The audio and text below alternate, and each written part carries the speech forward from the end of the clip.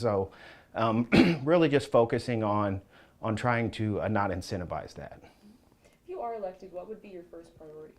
I think education. I think that's kind of the realm that I started in. It's the realm I'm most familiar with.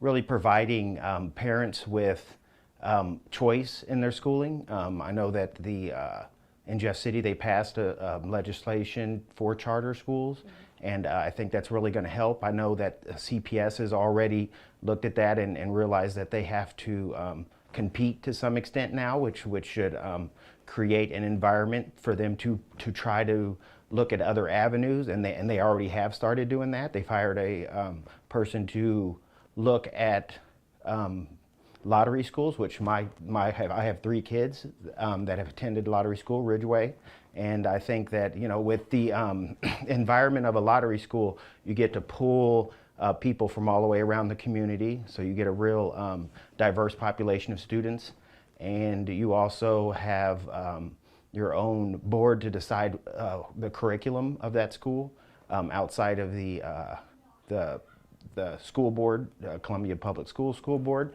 and so those the lottery schools perform better overall than the other schools, and so CPS has recognized that they need to extend that and to really build on those characteristics to try to compete with the charter schools that'll probably be opening up in a few years. And it was actually something that I ran on when I was school board, when I was running for school board to try to get that seat. And so I'm glad to see that that they're starting to try to expand those for students. Something big on the ballot this election is going to be Amendment 3. It's been pretty controversial, heavily talked about. What are your thoughts on it, or do you have any problem with the question that is on the ballot? Yeah, to some extent. I think there's some things, some language in there that can be concerning. Dealing with the school district, there was there's language in there that talks about productive rights, and I think that language can be interpreted differently later on down the road. So productive rights, and then there's also a language in there about age restrictions and stuff. And so I really like to empower parents. I want them to know what their kids are doing if they're under their roof and under a certain age.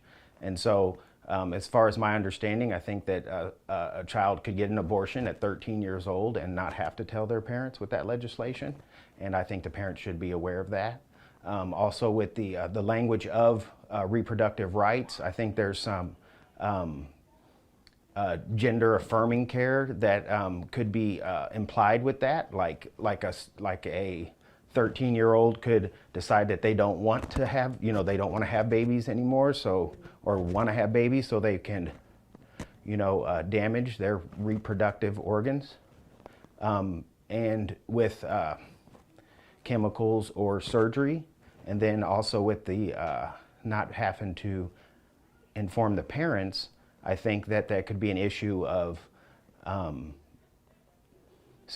kids going behind their parents' back to get gender reassignment surgery or take chemicals to that would damage their reproductive organs. So we really want to focus on how that language will be interpreted in the future, and the rights of parents to know what their kids are doing at certain ages.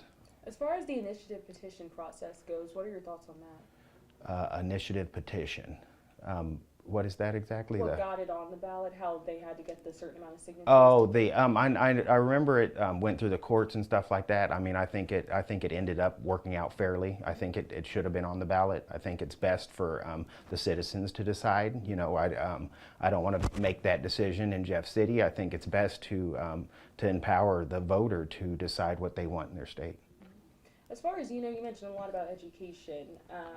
As far as guns and kind of some recent school shootings, and there was a lot of school threats just in southern Boone, and there was some in Jeff City recently. What are your thoughts on that, and how we can, make sure that these kids are safe in schools? Yeah, I think that they've started that a little bit with the metal detectors at high school and stuff, and I think that might help some. I've talked about having, when I ran for school board, having more SROs in the schools, and even maybe opening up the possibility for people to go through the same training as an SRO would, to be able to conceal and carry in school, and that way there's less likely, I think, for a school shooting that way.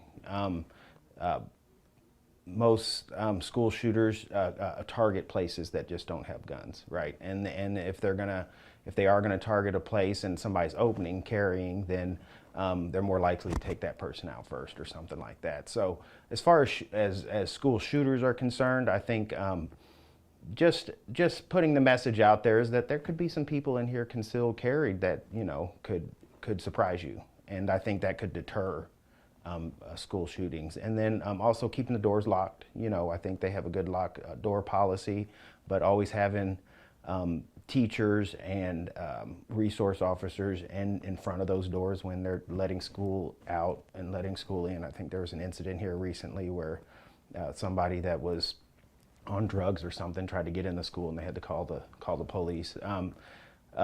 So yeah, just making sure that the students know they can't bring guns with metal detectors, and then just posing a threat to a school shooter, you know, outside of just open carry with SROs. But we do, I think, need some more SROs in the school, but we do have that problem with the retaining police officers and stuff like that. So that's a big issue. We need police a lot of different places, but we're undermanned right now in the city of Columbia. So.